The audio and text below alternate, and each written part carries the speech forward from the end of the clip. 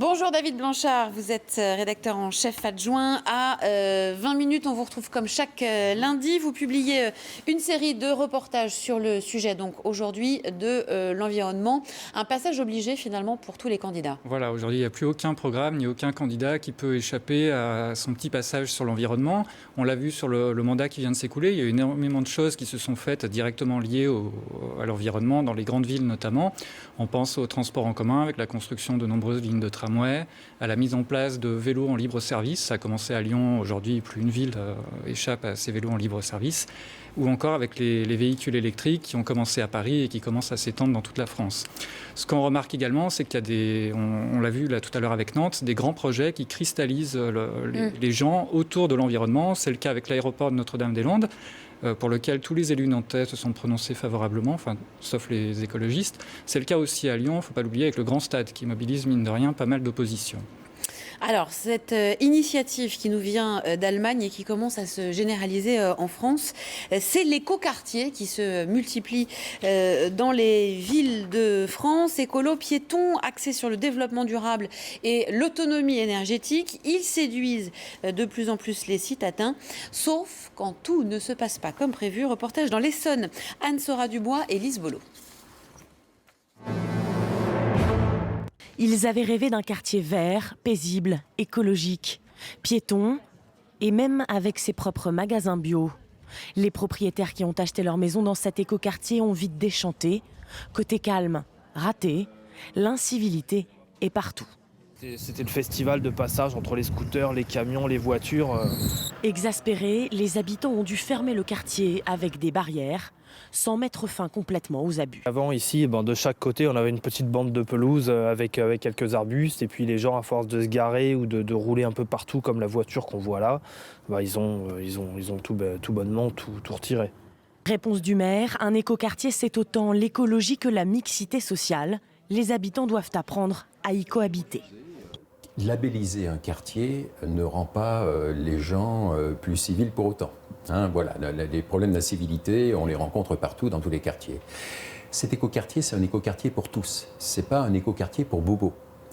Mais le problème, selon les propriétaires, c'est que le quartier n'est même pas écolo. Le bassin de rétention des eaux de pluie ne sert à rien.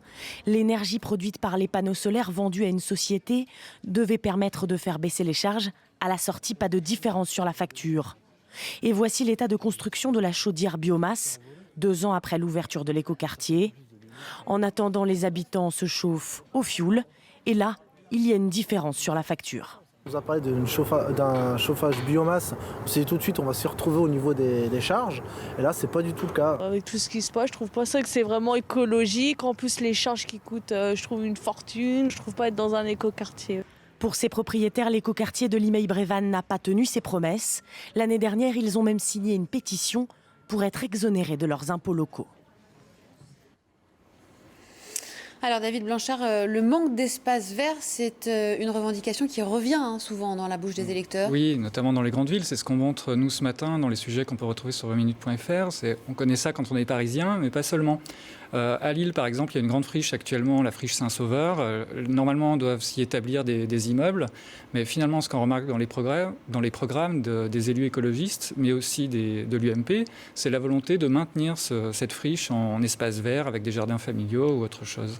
Et à Bordeaux, même thématique, Bordeaux est dans les villes pour le centre-ville qui compte le moins d'espaces verts.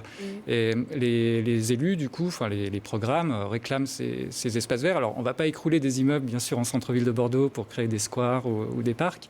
Donc, c'est des initiatives un peu innovantes qui voient le jour, notamment celle dans des petites rues, que les habitants en fait, mettent des plantes, des arbres, des arbustes au pied des immeubles, et ainsi qu'on recrée un peu de verdure dans ces centres-villes. Il y a toutes les questions de l'énergie également, avec des initiatives parfois pour tenter de faire baisser la facture. Voilà, qui sont évoquées dans votre reportage. On connaît ça également à Strasbourg. Ce qu'on explique, c'est que la ville de Strasbourg veut mettre en place de la géothermie.